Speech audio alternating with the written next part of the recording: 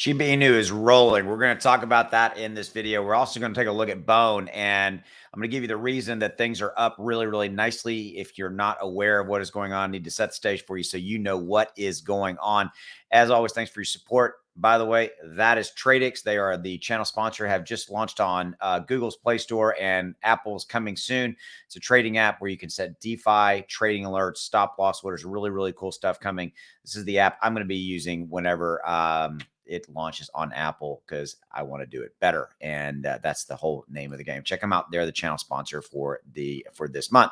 Okay, so yeah, SHIB is rolling, man. Look at this. Up at still basically it's up to 9.5, but it's up 6.4. And if you look at the 7-day, got a nice little run going back up here. We had consolidated back a little bit at the 914. This was kind of the down period before we were waiting on the event that was today. Today is when we got the CPI Consumer Price Index report data came out today. It looked good. It came in line with what we were expecting, 6.5. The entire crypto market is cruising, and as well as Bone is doing really well as well.